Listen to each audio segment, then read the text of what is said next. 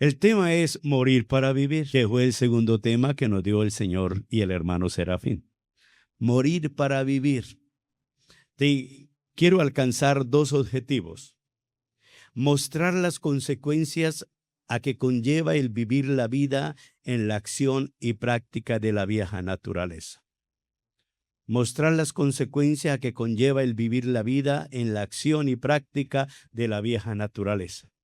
Y el segundo, comprender que debemos morir a la vieja y pecaminosa naturaleza en pro de ser vivificados a la nueva naturaleza, la del Espíritu de Dios. Comprender que debemos morir a la vieja y pecaminosa naturaleza en pro de ser vivificados a la nueva naturaleza, la del Espíritu de Dios. El asunto es que la gran mayoría de cristianos, porque asisten a una iglesia, leen la Biblia, etcétera, etcétera, se consideran totalmente personas que andan en la guianza del Espíritu Santo, cuando realmente no lo es así. Este salmo contiene un marco histórico claramente definido, y es la confesión y el arrepentimiento de David después de la experiencia y la confrontación de un llamado profético por Natán, vidente del rey, quien recibió el mensaje de Dios mismo. El trasfondo de este suceso se registra en los capítulos 11 y 12 del segundo libro de Samuel. Conlleva una gran enseñanza sobre la ética bíblica. En otros pueblos antiguos, el rey podía hacer lo que quería. Si quería una mujer, si deseaba una mujer, si se antojaba de una mujer, podía matar al esposo para conseguirla y quedaba impune. Se parece mucho a nuestro país. Y eso es lo que Abraham temió cuando fue a Egipto. ¿Se acuerdan? Que le dijo a la hermana y que muchos decimos que él mintió. Que le dijo a la esposa, tú no eres mi esposa ante este lugar, ante esta gente, tú no eres mi esposa, sino mi hermana. Eso era lo que él temía. Pues era una mujer muy bella, muy encantadora y presentía que al llegar allí, a él le figuraba que lo traspasaran y a ella le figuraba llegar a las manos del rey de Egipto. Los pueblos tenían una doble norma y moral. Los reyes podían quitar la vida de sus súbditos, podían tener muchas mujeres, podían tomar cualquier propiedad a una costa de otros ciudadanos y quedaban impunes, mientras el pueblo tenía que vivir bajo otra ética. Tremendo, ¿cierto? Se parece mucho a los escribas y los fariseos, ¿no? Y mire usted, David tiene que quitarle la vida a Urías para poder apoderarse de su mujer. ¿Cierto que es muy terrible? Muy desagradable. Pero en Israel el rey debía vivir bajo las mismas normas éticas que Dios había dado, no según las de las demás naciones. Es difícil imaginar que en alguna otra nación antigua un profeta controlara al rey referente a la ética de sus hechos, como lo hizo Natán. En ninguna otra nación nadie podía altercar, nadie podía resistir, nadie podía exhortar, nadie podía reprender al rey de la nación porque inmediatamente era muerto. Pero nosotros vemos cómo Natán, guiado por Dios, era el vidente de David. Eso quiere decir, además de profeta, el consejero, que estaba siempre a su lado. Pero nosotros pensamos que nosotros quizás no caeríamos en tales dobles normas, ¿cierto? Podemos pensar eso. Pero en la práctica nuestra cultura tiende a aceptar que algún rico o político puede hacer injusticia. O si uno es pobre, está bien robar un poquito de su amo. Entre otras muchas normas que nuestro temor y sujeción a Dios y a su palabra nos libre y guarde de caer en ello. Amén. Gloria sea el nombre del Señor Jesús. Quiero presentar a ustedes, hermanos, en el Señor 7 sucesos y que quiero que lo escriban, que deben darse en nuestras vidas si realmente queremos morir en pro de vivir para el Señor. 7 sucesos que deben darse en nuestras vidas si realmente queremos morir en pro de vivir para el Señor. Primero, si queremos morir a nuestro ego o a la vieja naturaleza, debemos sufrir juntamente con Cristo. La primera cosa que tenemos que tener clara en nuestra mente es que debemos sufrir juntamente con Cristo. Romanos 8:17, parte B. Gloria sea el nombre del Señor. Si es que padecemos juntamente con Él, mire usted. Nosotros vamos a heredar con Cristo, juntamente con Cristo, pero sí padecemos juntamente con Él. De lo contrario, no olvidémonos de eso. Segundo, debemos ser crucificados juntamente con Cristo. Gálatas 2:20. Con Cristo estoy juntamente crucificado y ya no vivo yo, mas Cristo vive en mí. Y lo que ahora vivo, ¿en qué?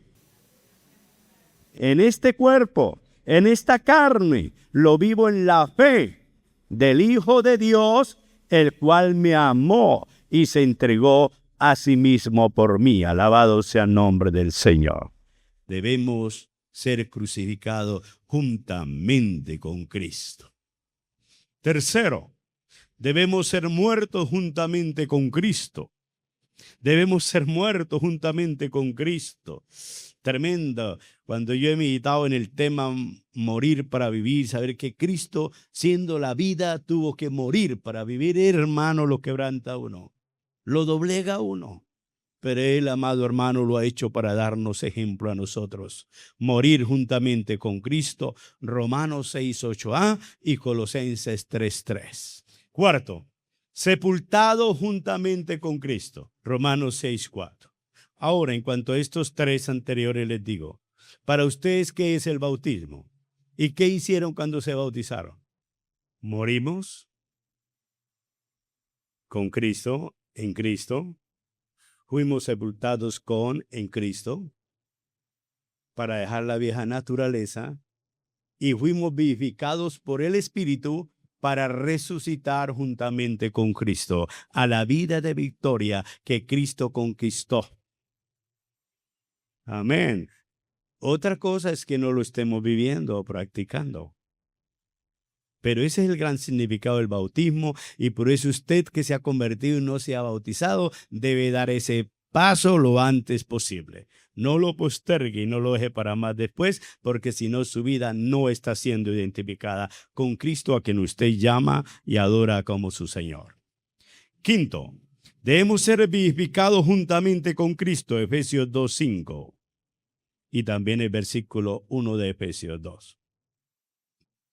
Vivificados, hermanos, ¿cuándo se da y cuándo se sucede? Vivificar es la obra directa del Espíritu Santo en nuestra alma. Se sucede precisamente entre el paso en que morimos y somos sepultados para luego poder resucitar. Si el Espíritu Santo no nos vivificara cuando morimos y somos sepultados, no podemos resucitar a la vida nueva a la que Cristo resucitó.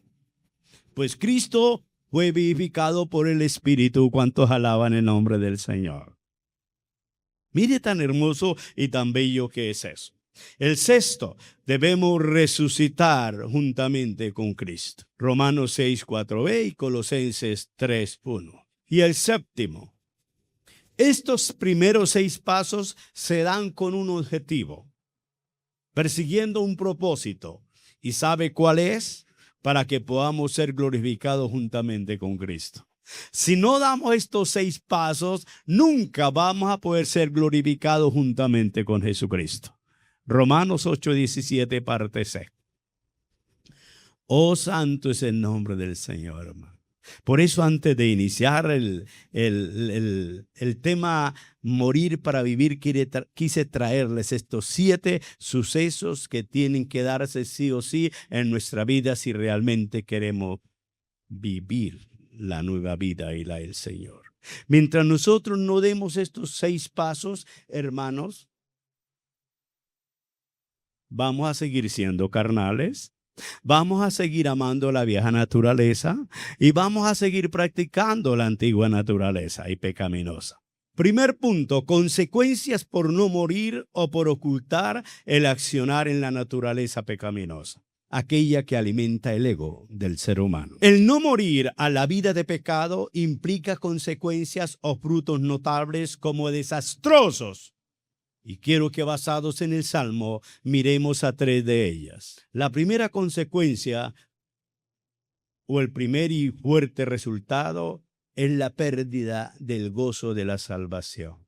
Porque es que cuando un pecado se comete o andamos en la vieja naturaleza, somos conscientes que pecamos o aún no siendo conscientes que pecamos y no lo confesamos, no lo abandonamos, inmediatamente el gozo de la salvación desaparece de nuestra vida. Por eso es que el concepto mal habido de la predestinación, que dice una vez salvo, siempre salvo, no viene de Dios, no está en Dios, ni tampoco es para los redimidos. Porque la salvación sí o sí hay que cuidarse. Hay que cuidarse, hermanos. La primera consecuencia o el primer y fuerte resultado es la pérdida del gozo de la salvación. Está en el versículo 8a y el versículo 12 que lo vamos a leer. La parte A del versículo 8 y el versículo 12 del Salmo. Aquí me adelanto un poquito, pero es que así recibí y por eso lo estoy escribiendo de esa manera. ¿Qué nos dice? Hazme oír. Ahora, mire la pregunta que le podemos hacer al texto. Eso es con la idea de ayudarles a interpretar la Biblia. ¿Por qué dice, en vez de decir, hazme sentir, dice, hazme oír gozo? ¿Por qué creen que dice eso? ¿Ya no podía oír la voz del Señor? Bueno, voy a abrir un paréntesis en esa respuesta. Cuando nosotros estamos ocultando un pecado o practicando la vieja naturaleza, no somos aptos para oír la voz de Dios. No estamos dispuestos a escuchar la voz de Dios y por eso seguimos en nuestro desenfreno, en nuestra equivocación o en nuestra desviación, creyendo que estamos bien, como le pasaba a David. Yo le hago la pregunta, ¿ustedes creen que David consideraba que él había pecado? Totalmente no, totalmente no. ¿Por qué? Por la posición de rey. Por la posición de rey. Una vez les expliqué sobre esto. Él consideraba que como rey podía hacer lo que quisiera, podía tomar las mujeres que bien quisiera, que bien deseara y que no pasaba nada. Pero esta vez, además de meterse con la que no debía, porque no debía meterse con una mujer que ya tuviera compromiso y ella tenía a su esposo, incluso era un grande general de su ejército que lo defendía, lo llevaba a vender la nación. Pero además de eso, lo asesina o lo manda a asesinar, que es igual a ser asesino. Tremendo, ¿cierto? Pero él, como rey, creía que estaba bien.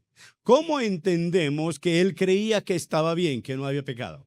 Por la reacción que le dio, que tuvo, que manifestó en el momento que el profeta le dijo, ese hombre eres tú. Él dijo, he pecado contra Jehová. Segundo de Samuel 12:13. He pecado contra Jehová. Y vivía ignorando que había pecado contra Dios. Cuando nosotros cometemos algo en nuestra vieja naturaleza, hermano, y no lo reconocemos, por ende no lo confesamos, entonces ignoramos que estamos pecando contra Dios. Pero hoy no viene la voz de, amados hermanos, aquel profeta conocido como Natán. Hoy está la palabra, cada vez que la leemos, cada vez que venimos al culto y la escuchamos, Dios utiliza a su vocero, a su espíritu, para hacernos ver, de modo que reaccionemos como David. Pero lamentablemente no lo percibimos. Número 2, no para que escriban de lo que estoy explicando. ¿Por qué segunda pregunta, ¿por qué considera que no reaccionamos como David? Son preguntas que yo le hago al texto. ¿Por qué consideran que no reaccionamos como David?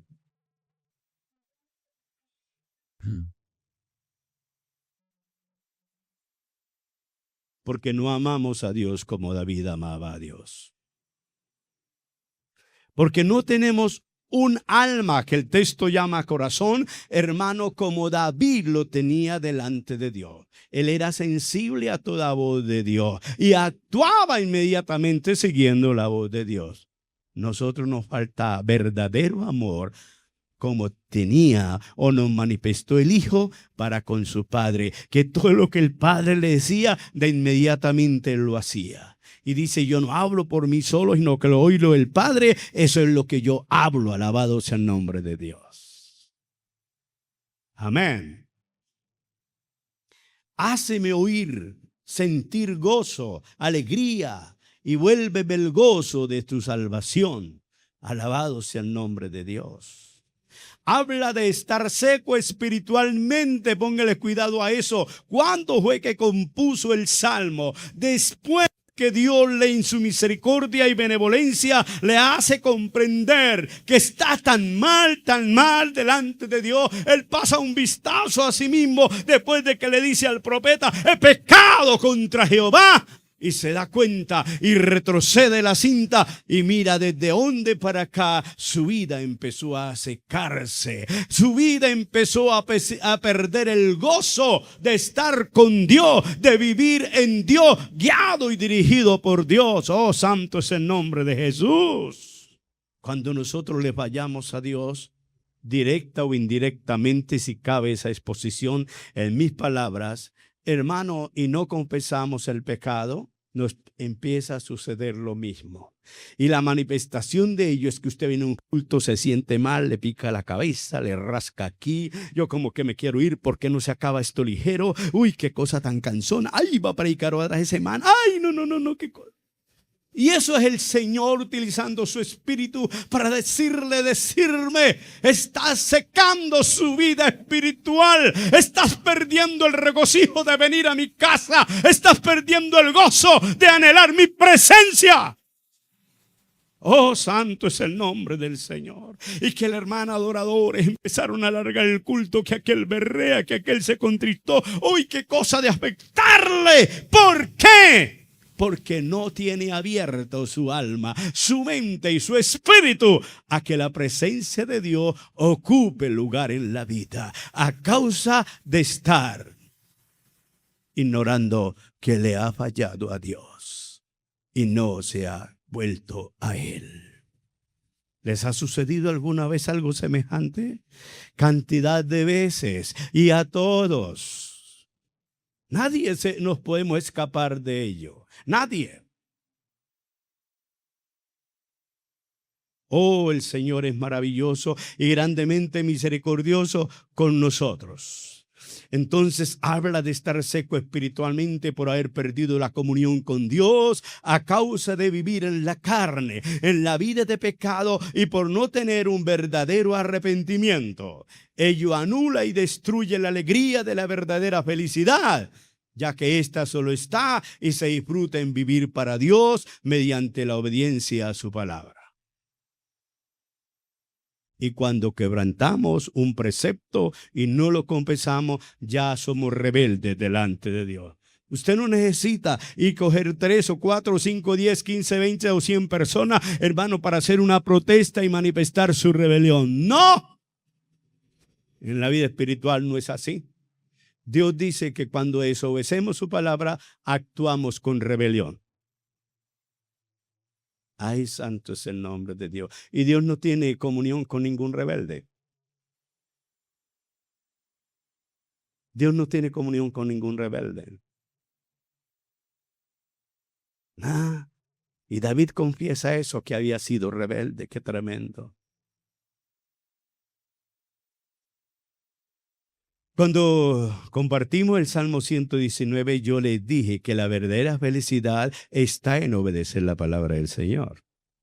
No hay otro motivo para la felicidad. Hay felicidad momentánea, pero la felicidad permanente dimana y está en obedecer la palabra del Señor. Yo les he traído unos versículos para que vuelvan lo confirmen. Salmo 119, versículo 14, versículo 16, versículo 47. Versículo 14, versículo 16, versículo 47. También los versículos 92, 111, versículo 92, 111, repito, versículo 14, versículo 16, versículo 47, versículo 92, versículo 111 y versículo 162 y 174. Estos versículos nos están diciendo que si queremos ser felices, todo está en amar y obedecer la palabra del Señor, en deleitarnos en la palabra del Señor. Recuerde que a vez les comparé con el Salmo 1 del 1 al 3, bendecido sea el nombre del Señor, sino que su deleite está en la palabra de Dios.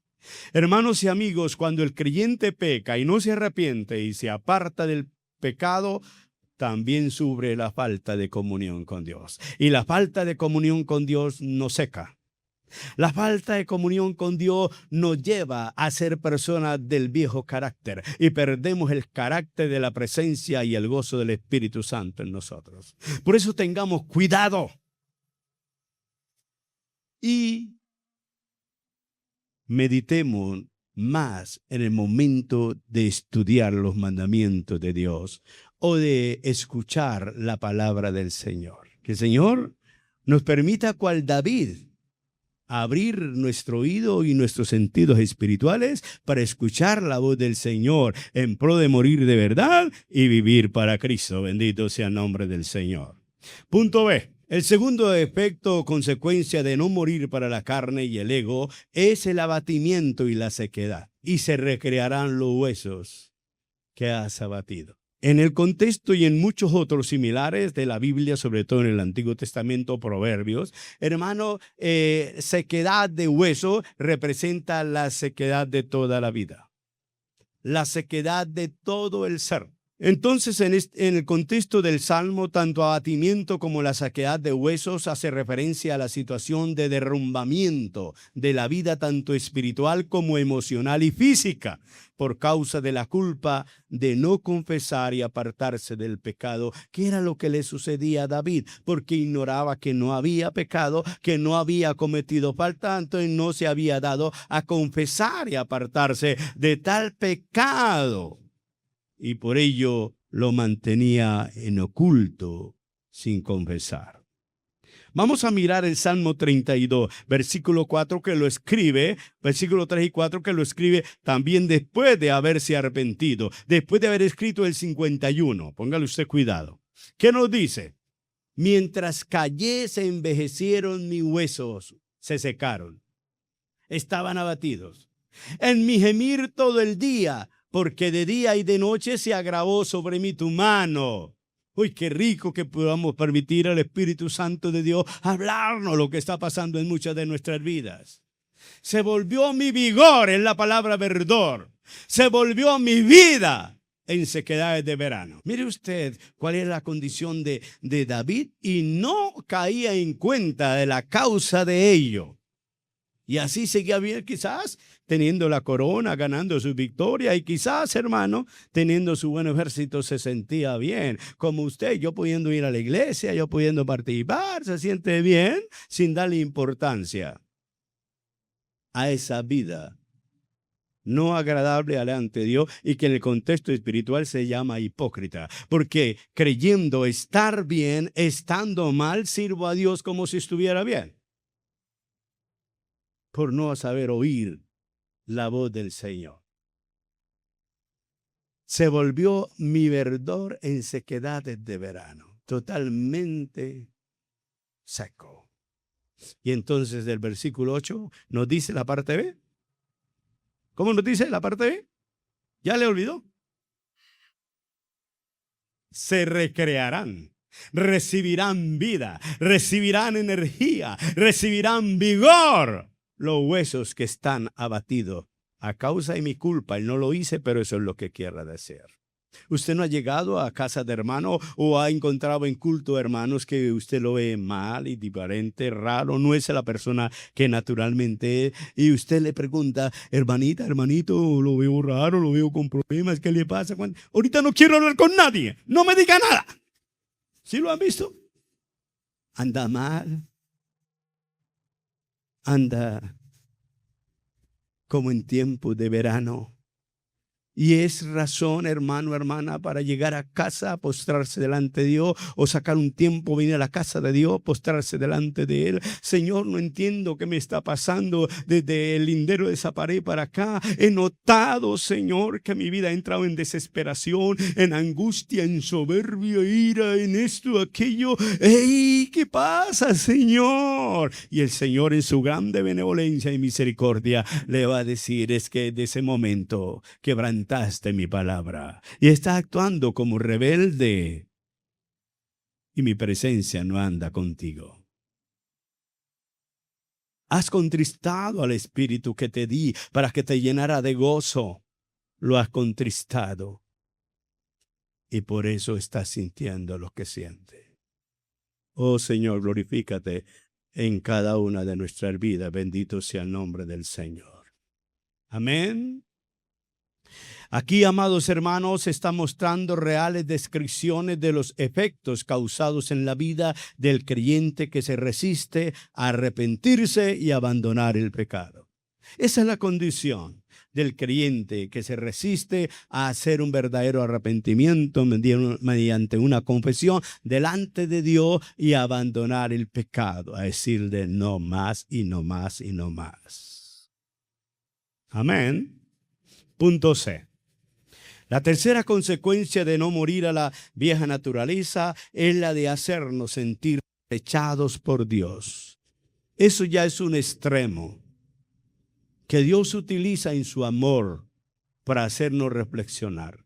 Y David llegó a comprenderlo cuando el Natán le habló de parte de Dios. Por eso, hermanos, que cuando se expone la Biblia, aún en las alabanzas que cantamos a Dios, tenemos que estar estando sensibles a lo que Dios está hablándonos a través de ello. Y podemos cantar con el entendimiento, leer la Biblia con el entendimiento, amados hermanos, pleno y de lleno. Alabado sea el nombre de Dios. Porque Él no quiere que nosotros hacernos llegar a ese extremo en que nosotros o alguno de ustedes sienta que Dios ya como que lo ha desechado, lo ha abandonado, como que ya Dios no existiera. Es cuestión de mirar para adentro y mirar desde cuándo para acá esto está sucediendo. Eso lo muestra en el versículo 11, que nos dice: no me eches de delante de ti y no quites de mí tu Santo Espíritu. Oh, santo es el nombre de Dios. Mire, eso no lo dijo durante los años en que anduvo en pecado, durante el tiempo con su pecado oculto. Lo hizo en el momento que fue reprendido por el Señor, exhortado por el profeta, y de parte de Dios le dijo: no le eche cabeza al asunto ni vaya a matar a nadie, porque el que está para morirse es usted. Por esto y esto y esto. Pecado contra Jehová. Ojalá en esta mañana muchos de nosotros podamos estar diciendo dentro: estoy pecando contra el Señor, para que hoy salga de aquí vindicado, vivificado, restaurada. Alabado sea el nombre del Señor, para retomar el gozo del Espíritu y vivir, amados hermanos, en la libertad que da el estar en Cristo Jesús. El no morir para el pecado nos lleva a sentirnos rechazados y abandonados por Dios. Por eso el salmista expresa en forma de ruego: no me eches de delante de ti. Creo que ante la reacción de David por el mensaje de Natán, él llegó a recordar lo que había sucedido con su antecesor, el rey Saúl. Yo creo que en ese momento él lo pensó: ante Dios no se ha manifestado desechándome, pero la dureza que yo siento, pero el aislamiento, la distancia que yo siento entre él y mí, me lleva a recordar que eso fue lo que le sucedió a Saúl por rebelde, por desobedecer la voz de Dios. Y yo también lo hice. Ay, santo es el nombre de Dios. Yo creo que a su mente llegó el suceso de Saúl. Y usted sabe que aún el mismo Saúl, aquel que llegó y le contó que le había tocado enclavar a Saúl porque lo había encontrado moribundo y le había pedido que lo hiciera. Entonces mismo David llegó y lo mató. Hermano, no hay cosa más horrenda, dice el escritor hebreo, yo le digo horrible, sentirse uno como creyente que Dios no está conmigo. Que pareciera que Dios se alejó, se fue para el Medio Oriente a atender la guerra de allá de su pueblo y se olvidó de nosotros, se olvidó de mí. Eso es lo más terrible que nos puede suceder. Pero eso sucede cuando hay pecado oculto en nosotros sin confesar. Pero eso sucede cuando no hemos sido sinceros y transparentes delante de Dios. Y hemos reconocido que le hemos fallado y nos volvemos a Él. Dios había rechazado a Saúl para el servicio que le había dado. Le había rechazado para que no fuera más el rey de su pueblo. Hermano, lo más hermoso después de la salvación es el poder ser servidores útiles. Gloria sea al Señor y de bendición al Señor y su obra en nosotros sus creados. Lo más hermoso después de la salvación, el bautismo del Espíritu Santo, la guía de Él, es poder ser servidores útiles al Señor y en su obra a nuestros semejantes. Cuando estamos en paz con Dios, es una felicidad servirle a Él y servir a su reino. Grande, hermosa, preciosa. Pero cuando no estamos bien con Dios, es una carga demasiado. Que decimos, ¿y por qué fulano? ¿Por qué Perencejo? ¿Por qué aquel? ¿Por qué aquella no? No, porque es que yo entiendo que el Señor me eligió a mí. Yo entiendo y percibo que el Señor me escogió a mí y el Señor quiere usarme a mí. Alabado sea el nombre del Señor. Y yo vivo para el agrado de Él. Amén, iglesia. En la parte B del versículo vemos que el salmista no percibía ni sentía la presencia de la guianza de Dios como lo disfrutaba antes de cometer y callar sus pecados. Y por eso suplica que no quitara de él su Santo Espíritu. Y en la segunda parte del versículo 12 reitera este ruego: Espíritu noble me sustente. Allí ya no se refiere al Espíritu Santo. Aquí en el 12 ya no se refiere al Espíritu Santo.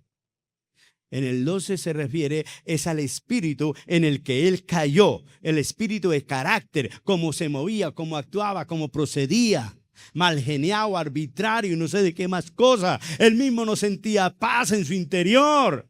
Entonces le dice: Señor, y espíritu noble me sustente. Le hizo falta que escribiera como antes de yo fallarte y no confesar el pecado. Espíritu noble me sustente. ¿Y ello por qué?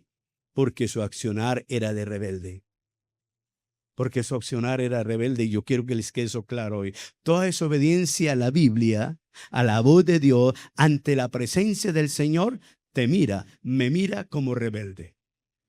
Toda desobediencia en la que nosotros no confesemos delante de Dios, aparecemos delante de su presencia como rebeldes. Y ningún rebelde heredará el reino de los cielos. Eso dice la Sagrada Escritura, mis amados hermanos. Su accionar era rebelde. Hermanos amados, cuando el cristiano cae en pecado y persiste en quedarse ahí, en no confesar para no ser descubierto, además de sentirse desechado por el Señor, también se habilita en su vida un espíritu de soberbia, de impaciencia, de rebelión. Que el Señor nos guarde en el sentir de su preciosa y perfecta voluntad. Alabado sea el nombre de Dios. Amigos y hermanos, estas 4 consecuencias negativas que nos señala el texto nos dicen que si amamos y queremos vivir en la vida de bendición, en la vida abundante que Dios tiene para nosotros, sí o sí debemos morir a esa vida de pecado que solo alimenta a nuestro ego y carne, alejándonos de la vida plena que el Señor nos ofrece y promete. Bueno, punto 2. Pasos a dar en pro de morir para vivir.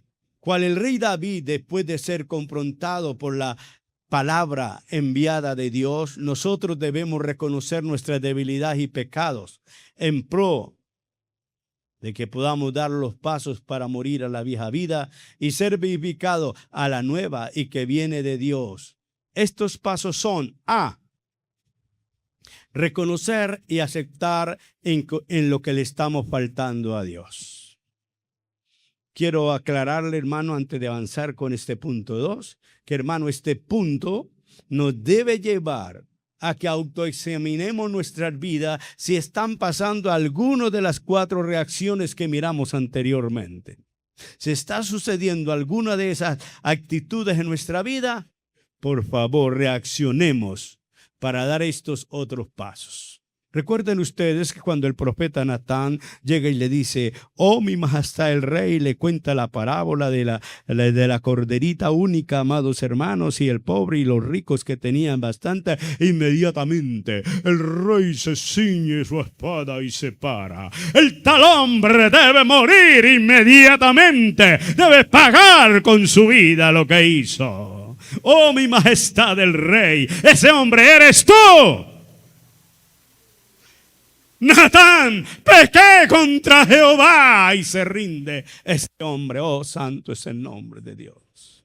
Cuando Natán le dice, ese hombre eres tú porque esto te di, te hice, te llené, etcétera, etcétera, inmediatamente David reconoce y acepta que estaba pecando delante de Dios. Alabado sea el nombre de Jesús. Que le estaba faltando a Dios. Eso está, como le digo, en 2 Samuel 12, versículo 13, desde el 10 comienza. Después de que él declara juicio para el que tal había hecho con la corderita del pobre. La pregunta, hermanos, que nace en este primer paso es, ¿cuántas veces el Señor nos ha hablado y confrontado por su palabra a cada uno de nosotros? ¿Y nosotros cómo hemos respondido ante ella y ante él? David reconoció, David se arrepintió y se volvió a Dios. Pero ¿cuántas veces Dios te ha hablado, me ha hablado, nos ha hablado? ¿Cuál ha sido nuestra reacción? ¿Ante la palabra de Dios? No ante el que predica, ante la palabra de Dios y ante Él mismo. ¿O seguimos lo mismo, ignorando? Eso no fue para mí, fue para el que estaba al lado, pues fue para aquello. Cuando directamente la palabra de Dios es para cada una de nuestras vidas, mis amados, mis amadas. La pregunta es esa, ¿cómo hemos reaccionado? Ya se endureció nuestra alma, ya somos erguida delante de Dios, hermano, que ninguna palabra afecta, que ninguna palabra cala, que ninguna palabra me lleva a reflexionar y a enmendar mi caminar delante de Él. Si eso es así, andamos graves y hay más chance de morir que de vivir, tanto física como espiritualmente. Por ello, tengamos cuidados, amados hermanos. Amén. B. Creer y acudir a la misericordia de Dios. Creer y acudir cuanto antes a la misericordia de Dios. Usted puede tener una mochilada de pecados aquí a su derecha, cargar con otra en la espalda, tener otra a la izquierda, ir sobre otra maleta tras de pecados tratando de rodar. Pero si usted se arrepiente, reconoce y se vuelve, la misericordia de Dios te envuelve y te limpia. Alabado sea el nombre del Señor. Yo no sé por qué hoy el creyente de hoy en día ignora la misericordia de Dios. En nuestra época, cuando el evangelio estaba llegando a nuestros pueblos, hermano, ay, la voz de Dios era inquebrantable, impasable para nosotros los creyentes. Inmediatamente nos rendíamos, nos postramos, reconociendo nuestras debilidades, y la misericordia de Dios era tan generosa, aleluya, que nos levantaba de inmediato. Bendito sea Él. Entonces, segundo, creer y acudir a la misericordia de Dios. Versículo 1.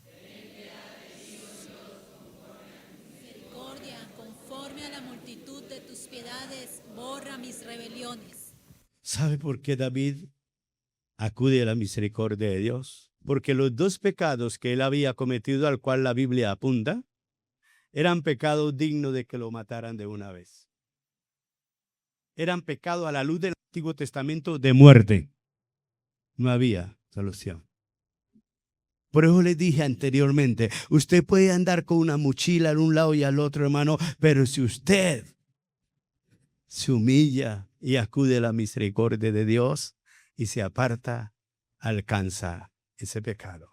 El adulterio, hermano, y el asesinato, en la ley dada por Dios a Moisés, el que lo cometía tenía que morir, tenía que ser matado. Y por eso acude a la misericordia de Dios. porque sabía que no le esperaba, y la hermana dice, él mismo sentenció a ese man sin saber que era él, apoyándose en la ley de Jehová. Los dos pecados cometidos por David y que el texto apunta eran pecados que conllevaban a la muerte, Éxodo 21:12 y Levítico 21:10, para que lo miren en casa. Pero el rey sabía que Dios era grande en amor y misericordia y que al volverse sinceramente a él, obtendría su perdón y la salvación de su vida. Tan hermoso que es Dios, ¿cierto? Tan bello que es, hermano, poder penetrar en las Sagradas Escrituras, en la guianza del Espíritu Santo. Mire usted, si esto lo llegase a leer un guerrillero que asesinaba a cientos de personas, hermano, y fuere sensible y abierto a Dios, ante una lectura como esta, no le queda más sino decir, Señor, me acojo a tu misericordia y por favor perdóname y sálvame. Por eso es que el Salmo 51 es espectacular para evangelizar al más vil pecador, al más vil pecado, y no lo utilizamos. Y no lo utilizamos para eso. Ay, alabado sea el nombre de Jesús. Gracias, Señor. Entre los versículos 1 al 6 se registran la actitud, voy a hacer un resumen de esto, se registra la actitud de David para volverse a Dios y obtener su perdón. Entre el versículo 1 al 6 se registra o se escribe la actitud de David volverse a Dios o volverse al Señor en pro de obtener su perdón. Entonces, B1.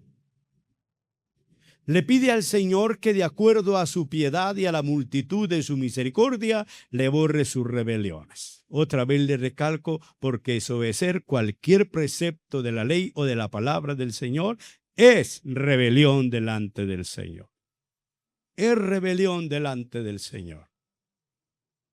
Nosotros llamamos rebelión cuando un hermano me trata mal, habla mal de mí o me tumba un dinero, entonces nosotros nos rebelamos contra él. ¿Cierto? Eso llamamos nosotros rebelión. ¿Sí es así o no? Pero a la luz de la Biblia, rebelar es desobedecer a Dios. Es desobedecer la palabra de Dios. Ya sea directamente ante el precepto de Él, o ante el precepto ante mi prójimo. Cualquiera de las dos es equivalente a rebeldía. El versículo 1, la palabra piedad, habla de favor y gracia. La palabra misericordia manifiesta tanto la misma misericordia, benevolencia, como el amor de Dios con su pueblo. Póngale cuidado a eso. En el versículo 2, le solicita que le lave más y más de su maldad y le limpie del pecado. Oh, entendió la gravedad de su pecado y a dónde lo llevaba. De igual que en el versículo anterior, o sea, el 1, el salmista usa 3 palabras paralelas para referirse a limpieza. Borra, que se usa para borrar una deuda acumulada. Era tanto la deuda que había acumulado desde el mismo instante que se metió con aquella mujer, después mandó a matar a su esposo y de ahí para acá siguió llenando la mochila. Santo es el nombre de Dios. Yo siempre he dicho en mi pequeña teología que un pecado no confesado engendrará otro pecado, otro, una decena y así sucesivamente. Eso es así, hermanos. Eso es real. Y yo lo comparo, usted siembra un granito de maíz, de él sale 100, 200, 300 y más granitos de maíz.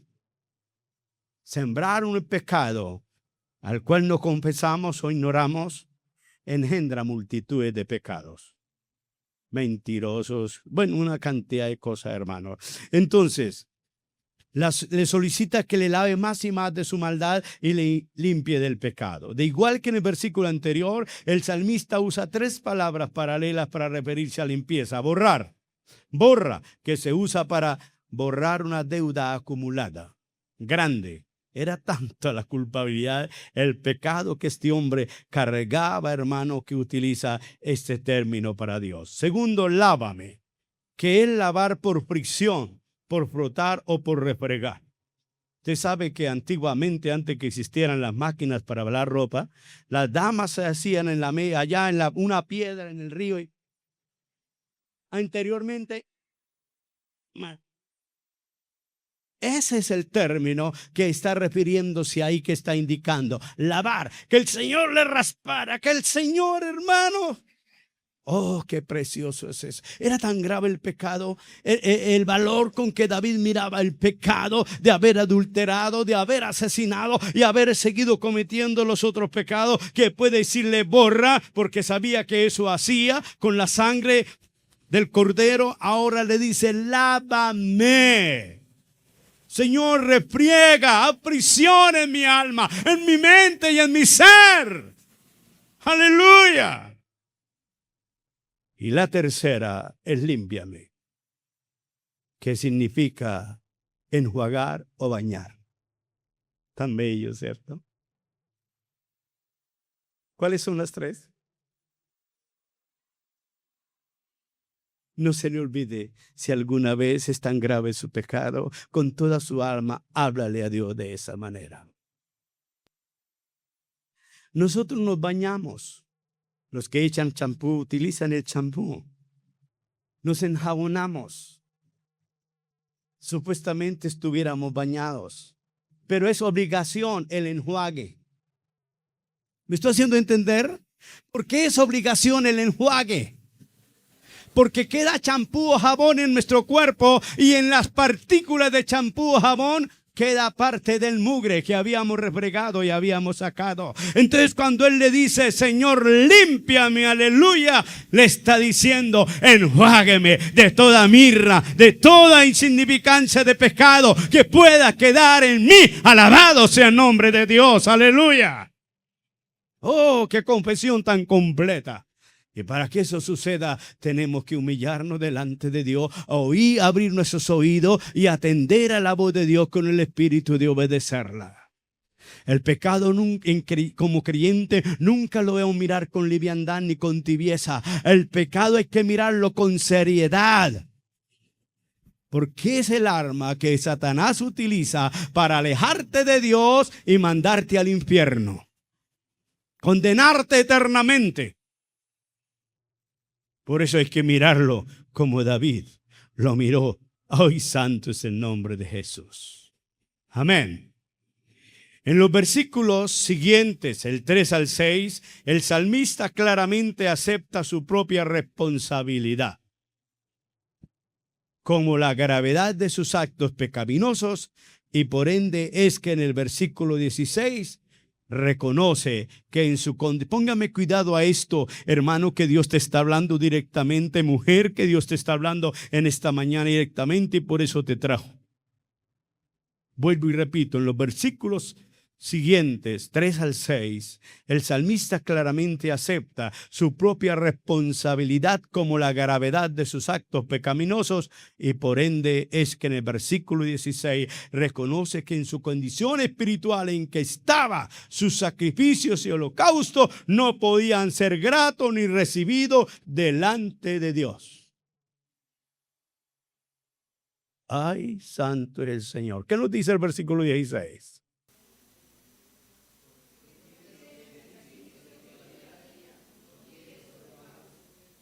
Mire el término que utiliza David en su arrepentimiento. ¿Por qué no quieres?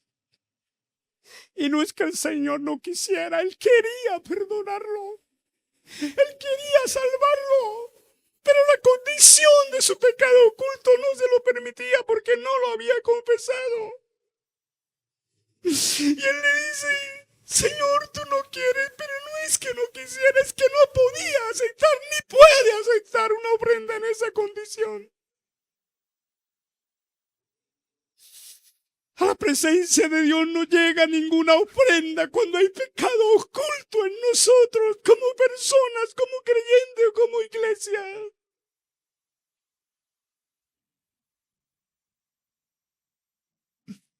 No quiere sacrificio ni tampoco holocausto, lo percibe el rey.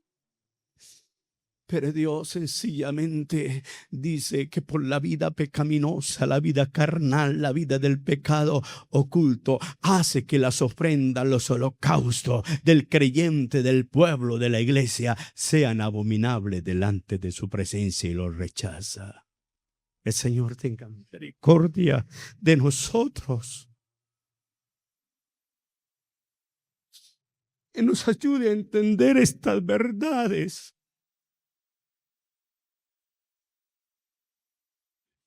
Para poder morir y vivir a la vida de Él. Alabado sea el nombre del Señor. Una segunda pregunta, hermanos, es: ¿cuál es nuestra posición cuando andamos como David en el accionar de la vida pecaminosa y oculta? ¿Qué pensamos respecto a nuestra oración, a nuestro servicio que le rendimos, que le presentamos, que le ofrecemos a Dios? ¿Cómo lo calificamos? ¿Bien? ¿Agradable? Pero Dios nos dice en esta mañana: yo así no los acepto, así lo hagamos. Solo que David sí entendió que así el Señor nos recibía.